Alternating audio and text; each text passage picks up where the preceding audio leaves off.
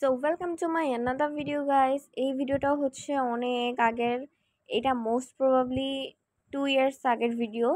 And এটা হচ্ছে আমার আবার শুরু থেকে রিক্রিয়েট করতে হচ্ছে। এটা আর কি আমার একটা ফুল ইংলিশ ব্লগ ছিল, কিন্তু ব্যাকগ্রাউন্ড মিউজিকের জন্য আর কি আমি আর ভিডিওটা মিউজিক সহ ছাড়তে পারছিলাম না, যার কারণে আমার সামনে থেকে অনেকগুলো ক্লিপস বাদ দিয়ে তো দেখতে পাচ্ছ একদম মাঝখান থেকে ব্লগটা আবার স্টার্ট করতে হলো। তারপরেও ব্যাপার না।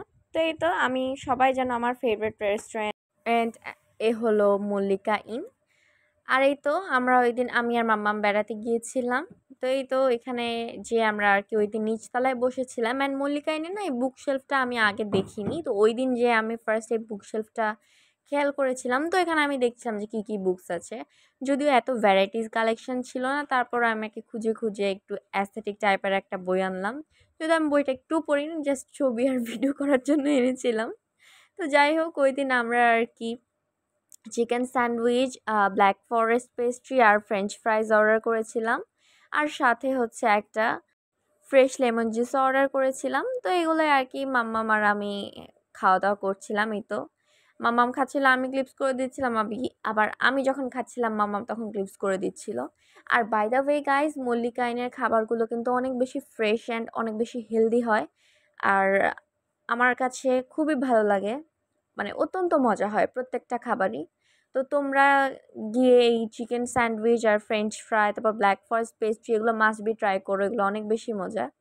তো এখান থেকে খাওয়া দাওয়ার পরে মল্লিকা আইনে যাবো, ছবি তুলবো না তা তো হতেই পারে না। তো এই তো আমি আমার ফেভারিট প্লেসে চলে গেলাম, যেখানে আমি অলওয়েজ মল্লিকা আইনে গেলে এখানেই ছবি তুলি, ওখানেই ছবি তুললাম। তারপর এইখানে আবার ওদের একটা ওই যে মানে পুকুর টাইপের একটা লেক ভিউ দেওয়ার চেষ্টা করেছিল, মানে ওইটা মেবি এখনো পুরোটা স্টার্ট হয়নি, কাজ চলছিল।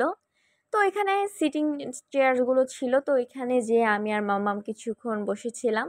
আর এই তো তোমাদের জন্য কিছু ভিডিও ক্লিপসও করে নিচ্ছিলাম।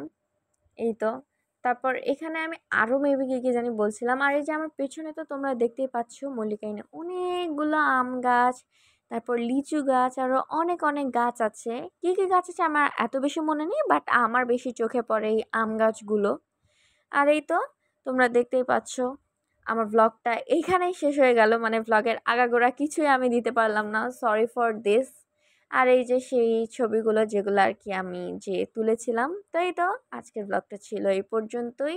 I hope you like it, and আল্লাহ হাফেজ।